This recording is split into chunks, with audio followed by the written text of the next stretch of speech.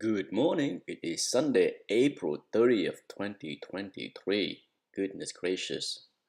End of April is here, so we 1/3 done with the year. Let's get right into it. TLT. All right. A good week.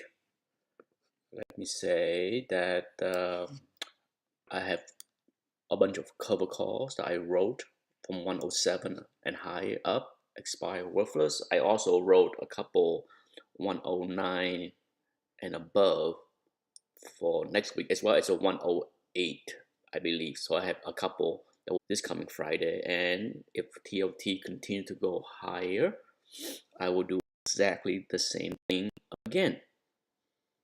Definitely worth doing. Not sure who was selling TLT below 105 last week, but that was absolutely not the right decision to do. If you did, not sure why, probably reason. As far as selling naked put on TLT, I would do that if TLT, of course, dip below 105. That's what I did last week as well. There was a couple occasions that I did sell 104 and 103.5 puts naked.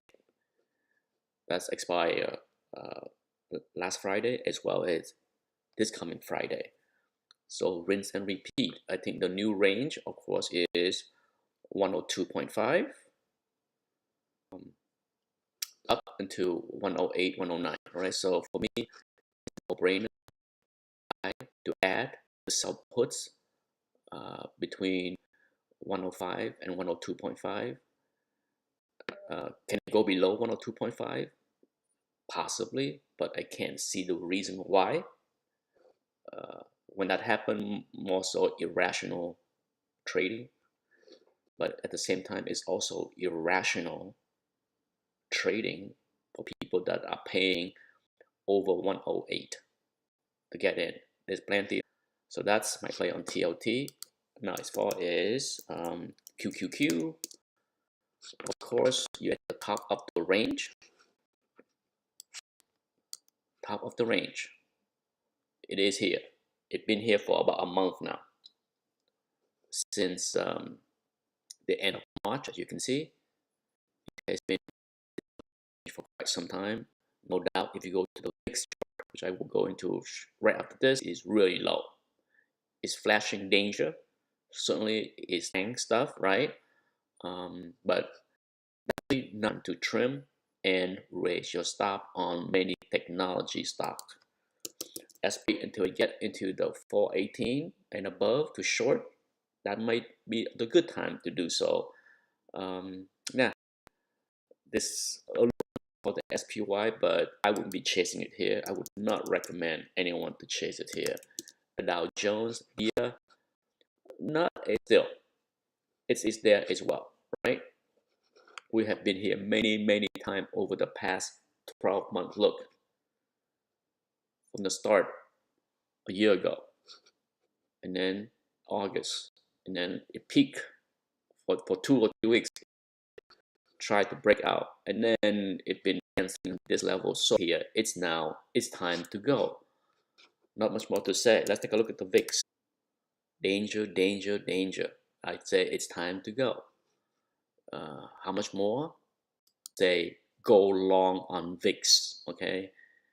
Because I think you can get a 20% return on this, because if it's down to 14.5, oh my goodness, can it get to 20 in a hurry? Yeah, it's a no-brainer, right? In my opinion, if you want to, you never know. Hey, it has, once it came down to this level, matching the reference lights, 15, 15.78, my goodness, 14.5, go long the for a 20% return. All right. Okay, let's take a look at the FANG. Since I talked about the FANG, Amazon. If you sold Amazon on the earning pop, right? As always, I can't stress enough that after hour, it's time to go. Pre-market, time to go, right?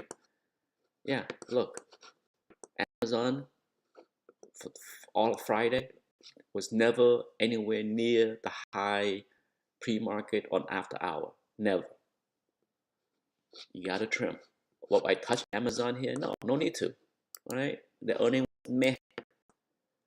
Um, it's a no touch for me. Okay, it's in the no touch. For me to consider Amazon, I need to see it test the 20 and hold, or if it, of course, if it break below the 20, then I sell 98. Okay, I would use the 50 MA as my protection. I would sell 98 down to 96 put spread. No need to chase it here. No need. It is at the area. Look, the last time it was here, the 200 hammer.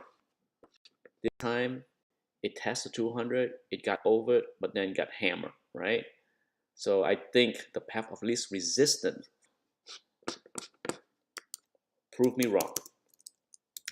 Meta, all mine. Of course, I trim on this pop, right? I sold, that was uh, after hour on earning day. And I'm content on sitting here doing nothing, remaining share. I'm waiting to see it go higher. I think the path of least resistance is sideways and down. Can it close the gap? Probably not, but I think for the next couple of weeks, the 20 MA is going to rise and you're going to see the 20 MA. That's my view on this. And if that's the case, then I might buy back what I sold up here. No need to do anything with Meta. None. Google. If it has 108, I would sell cover call. I have been selling cover call at 110, way above, just to grab some lunch money, dinner money, and I will probably keep doing that. They are shifting a lot of resource into AI. So if in the next 6 months they have good news and launch something that the market love, that can compete with Chat GPT, GPC, whatever they call it. I don't use it, okay? But if they can launch their AI to compete in the next 3 to 6 months, then we can see the breakout. But until then, I think it's going to be in a tight range. The tight range would be 108 down to the 50 MA. Okay, I can see with my Google share. I have not sold any of my Google share in the last 6 months. None. Right, let's go to Microsoft, the last of the thing. It's time to go. Not much else I can say, but it's time to go. It was trading in a nice channel, right? And then of course I was looking. I did sell put spread down here on this retreat, and now it's up and running away. I'm not touching it. No way would I want to do anything right here, right now. Where would, if you wait for the check back into the 297.5 to 98 range, right, on this up channel, could be the support now that it has a breakout. Plus it also kind of coincide with the previous high, so there's a potential support here in the 297 298 area, but you're talking $10 below, right? Just wait, you can sell some money. Just wait. My toss, but I made up with the profit on the 152.5. So for me right now, it's a no touch on pullback. I did sell put spread down here using 147 and using the gap fill. So would on pullback of Tesla, would I sell more put spread down there? Yes, I think I feel better selling spread up here, down here. I mean, compared to up here in the last week. I've been playing put spread with Tesla for the last 2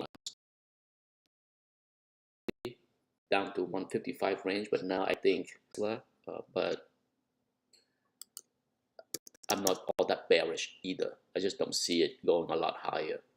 Wow, right? But I sold more, I trimmed more. Look, this upward trend, 400 plus, I'm selling even more. Would I exit completely? Probably not. I will. I would trim probably half of what I have left to keep my position down to about a quarter. Um, and that's fine with that. The path of least resistance for Eli Lilly is below. Okay, it will. Um, that's the play. FV put spread, fill put spread, easy decision. 146, 140 put spread. That's the play, right? That's what I did on this dump. I've been talking about FV for a long time. I like it down here. I like it down here. I like it down here. I stopped liking it here. I've been talking for the past month to raise your stop. 40 is the one I'm selling. I was selling last week, and I would like to add more to that this week on red. If FV go red and it's more premium to those put spread, you bet I'll be back. Let's check my next one. Would be, of course, Pfizer. I like it here. Would I add? No rush. Okay, no rush. I don't hate it here. It's gonna be a problem here. Okay, this 50 MA. The best thing for Pfizer to do is just go sideways, drift higher, let the 20 come down, let the 50 come down, and eventually we can break out, right? It's better to go sideways. I don't think there's much room below. The stock is fairly cheap, fundamental wise. JSK, I thought I had an order in to buy what I sold up here, 38.3. I had an order in to buy at 35.5. Okay, so it didn't get there, so I will leave that order down there to buy back. Hey, and buy back dollar lower. I do that in a heartbeat, not a problem. Amgen, I lumped 7 or 225.5. I sold 2 of them, so yes, I like it down here. But at 232, even 230, definitely trying to sell 230, 220 put spread. I like Amgen down here. Up here, that was very clear, right? Does it look random as far as the rejection at the 100 moving day average? No, that's pretty easy to see. That was a nice breakout over the 20. It ran way too back almost everything. So yeah, I like it. Not to like. I like it when it's 10% cheaper, more than 10% cheaper. I like it a lot. Now, XBI, I like. It was tempting. I was waiting for it to go a little bit lower to sell 77 down to 76 puts, make it put or put XBI into the 78 range. The 76 put will have decent juice. Need to chase it up here. No need to chase it up there. All right, let's move on to healthcare. For those that got the dip, sell it, you did well. Right now, it's a no touch as far as I'm not adding to my put spread. I'm not buying long, anything like that. I'm waiting for a direction. If there is some kind of pullback again into the 480 area, then I will be selling put spread below. Where? 470, 460 put spread. Okay, I'm using the gap fill. See, there's a gap fill right here at 470.1. So for me to do any kind of put spread, it's gonna have to be 470, even lower. Okay, to protect myself, even 465, 455 kind of put spread. But down there, shares up here, no need to. ELV, same thing. If you held the share between 450 and below, The last 4 times it's here. If you didn't buy at 445 and below, what were you doing?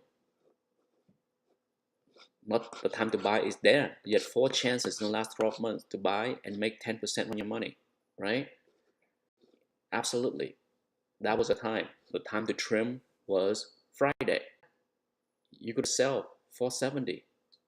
You get almost a 5% move. Take it. Trim. If not, get out altogether. Right now, to me, the risk reward is not to go long, not to add for now. I would buy on dip back to 240, 248 and below. I take $5, right? Why give away $5? Even on 10 shares, I don't care. I just have a very small position. I wrote put spread as well in the last month, has been doing well. So I'd rather pay put spread here. I saw buying share. I add a few share here and there, but I just had 10 share. And last week, and just last Friday, I said, well, why bother the lunch money and go for now. LH, I wrote a put spread 210. Okay, so okay, it's I still have 19 more days. Yeah, it's monthly spread, which I did that, but I did. And would I add share if I see a retreat down to the 218 level? Okay, if I see 218, I will add share outright. I like the risk reward down here for LH. Those that follow me, GX. Last week when LH was down, and DGX move a lot alike. If LH, go back to LH had decent earning, decent guidance, and it dumped. It went from 230 to 218, 5% dump. And DGX, take the lesson. Okay, it's yeah, the earning was good too. Guess what? Now it's back into the zone that I like.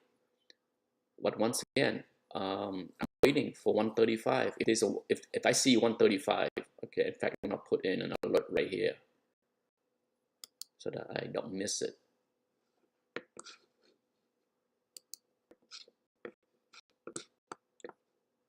Low,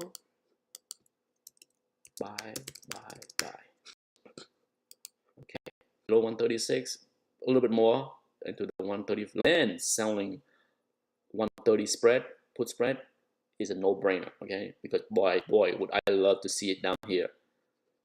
The last time when I did a lot of buying of DGX was down here. Energy on any retreat down to the 66 area and selling 64 put is a no-brainer. No-brainer. Okay, no need to chase it up here. So if you want to play the range of USO below 65, yes, sell put. If you want to buy share, even buy share at 65 and below is not a bad idea. Look, this stock have a hard time hovering above 71 for the past 6 months. We're back in November, mid and early November. Since then, the range is 63, 72, and it's gonna stay that way for a while. So if you want to sell put 63 and below, risk reward play. Oxy, same thing, right? When it's almost here. See, I was waiting. I had my alert set up. It didn't happen because if it did, if my alert trigger, you bet I'd be selling 59, 58 puts. It didn't happen. That's okay. I will wait. Okay, for me, no need to chase Oxy here. Right now, no man's land. I wouldn't touch it here. I like it lower. Okay, on any dump down to 145, down to 140, puts and put spread down there. But it needs to be down there for me to be.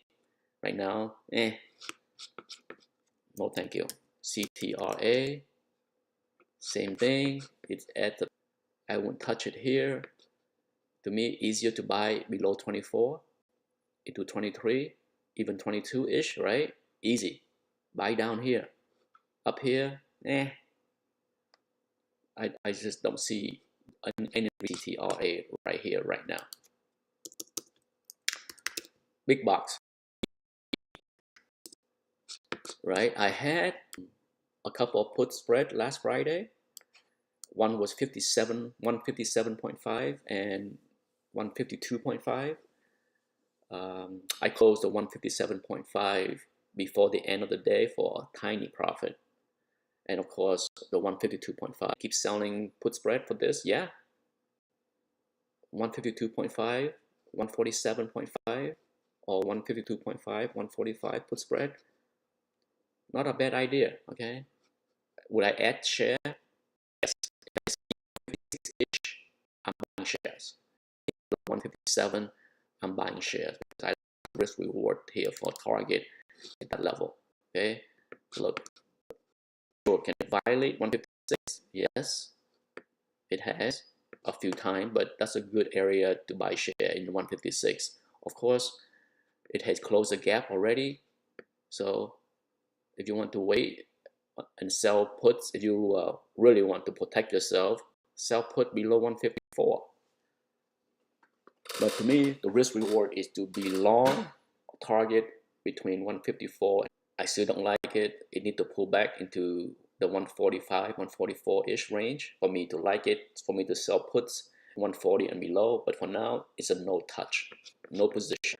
475, 460, okay? But nah,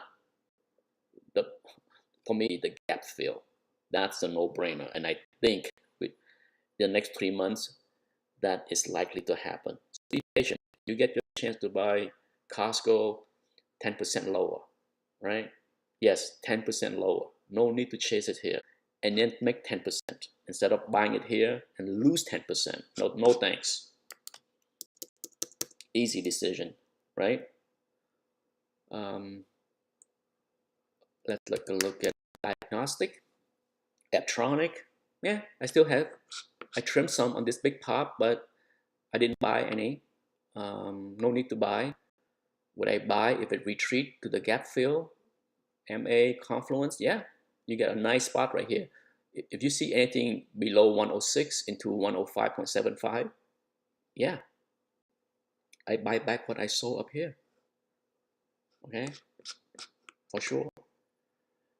What I would do is wait until Monday to see if I put in a stop using Friday low of day, because I wouldn't mind getting stop out at like 109-ish and buy it back $3. Not.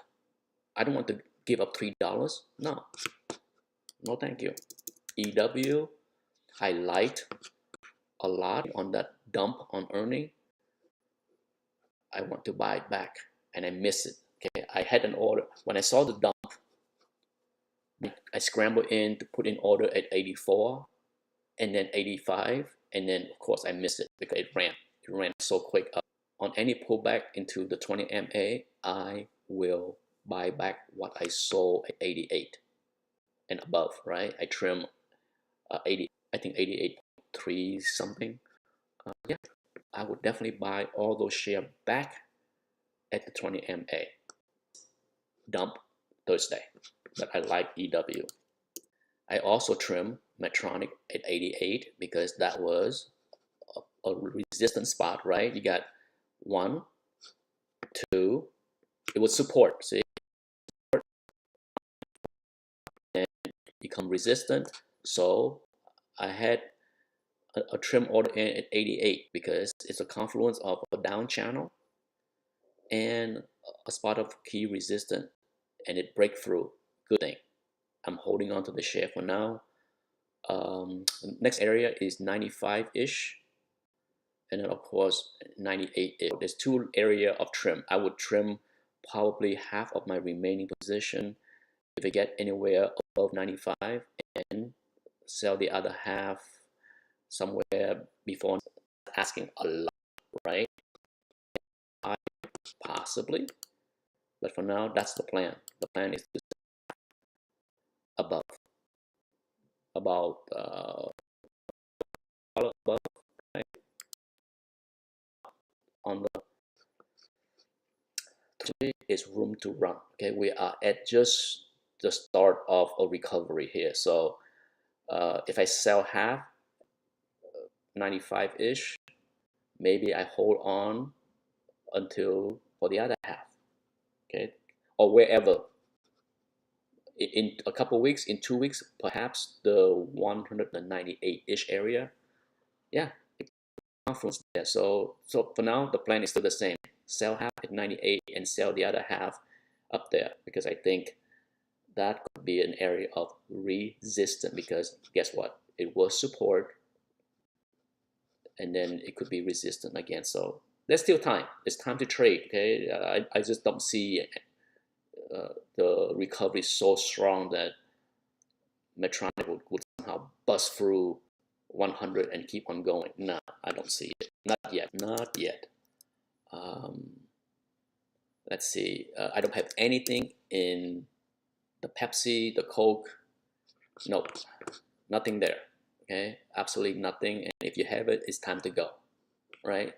The last time Pepsi is at this long-term trend line, it has sold off. Okay, so it's here. It's time to go. No need to be greedy.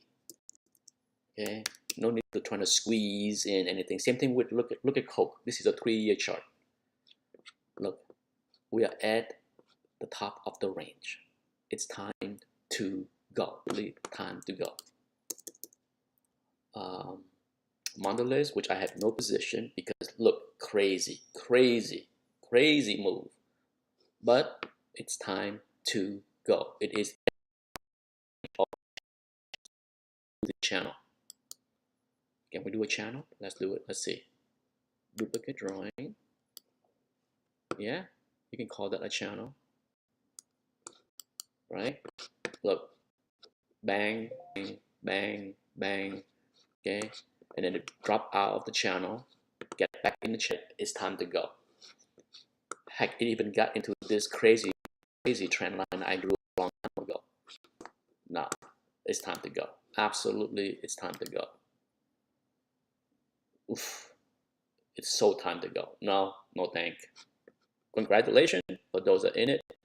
I was looking to buy to Mondelez in the 64 range for quite some time. It just never quite got there. It flirted with that for a while and then it took off and then it's gone. But now, no. No thanks. McDonald's, same thing here. You're at the top of the range. Not much. The path of least resistance for McDonald's is below. Yes, earning was a blowout. It's great, but nah, not worth holding. Same thing with CMG, where I was dead wrong. I thought for sure this top of the range is going to be the resistance, no matter what the earning is. Wrong. Put spread, bear put spread, wrong. Money loser. Yes, it happened. Would I touch Chipotle here? No. All of this, lots of pain for people that are outright short the stock. Oh, lots of pain. Lots of pain. Above all-time high. Look at that. Wow. Okay. I didn't even look. After this breakout like this, I just say, forget it. It's gonna smell short, getting squeezed to death here. So no thanks. I wouldn't touch it. I wouldn't chase it. But if you're in it, congratulations. Have I touched on everything? Oh, let's look at transport. UPS, I also got out. I bought on the dump, of course. For those who follow me, I bought on the dump between 177 and 175. Okay. And then I exit when I saw 179 above. I'm like, why not? Why not? Take the $3 per share gain and get out. Gladly on a basically a 3-4 day. I take it. There's no reason to be bullish on UPS. Economy is weak, likelihood to get weaker. Anyone that bought UPS the past 3 months. I don't know why, right? Sure, to me, the risk reward on buying UPS is I don't have any problem with people buying UPS 177. This line has been here for a long time. But when it runs from 177 up into 195, why? Why? Since Christmas, why? No, thank you. Now, if you're in FedEx, good luck to you. Okay, this remind me a lot of LH and DGX. You have UPS with lousy earnings, and FedEx holder are we're different, we're better. Okay, good luck with that. Okay, good luck with that.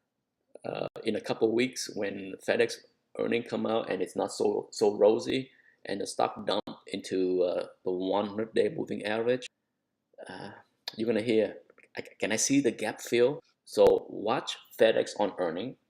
If you want to sell put spread into earning, it might be a while. You might have to wait, because they report earning way back in March 16th. So earning won't be until June, okay, mid-June. So you got time. But depending on what FedEx doing, might be a decent place to sell a put spread 200 and below, okay? But way below, 10% or more below, because it can get walloped just as badly. Anyhow, that's it for today. Thank you for watching. Before I move on, let's talk about the banks. Completely forgot about the banks. Gotta include some banks. Bank I like, I nibble here and there. I don't have any problem adding more to my share. I do have a lot already, over 300 shares, so I'm not keen to add more, but I don't mind adding more. I like Bank of America. I also add KRE. I like KRE here. Add at 41, 42. I like it. The risk reward, just be patient. As I already outlined the last few weeks, once the Fed pause, okay, I think KRE is going to be still going sideways for the next Fed announcement. They will raise rate again. I'm pretty sure they will, because econ data is not weak enough for them to bend on trying to maintain credibility and go for that 5% target that they've been talking about all year. One more, another 25 bips, and they will be there. And I think once the Feds come out with definitive pausing verbiage, KRE will stabilize, and the path of least resistance will be higher, because then all the balance sheets of the regional banks are not going to get hurt anymore. The fact that it did not dump on First Republic demise the last few days is a good thing. It's already baked in, okay? Absolutely, okay. It baked in First Republic demise this past week, and the fact that it went up Friday when First Republic was barely hanging on and died by the end of the day. So no, I like it. I like KRE here. I don't have any problem adding small to KRE. It's still very small. KRE is still roughly 15% compared to my Bank of America. So it's getting small, it's getting bigger, slowly creeping up. It was literally 10% of what my Bank of America position was last week, but now it creeped up to 15%. I'm more likely to add to KRE in America, but I do like both. And last, before I go, is of course Goldman Sachs. I'm all out. I'm all out on Goldman Sachs, okay? I trim, and then Friday I said, why bother? Why? Just take it out. I'm out completely. Nice profit. I use puts to have position there, and if I see a dump on the overall market day, I would sell, say, 325 put spread, 325, 300, something like that down here. Okay, definitely want to use the 20 MA as my protector, so I'm not going to sell any kind of put spread above 330. Is sell put spread down there, 325, 310. I like that. And that's it. Now I can go. Thank you for watching. Bye bye.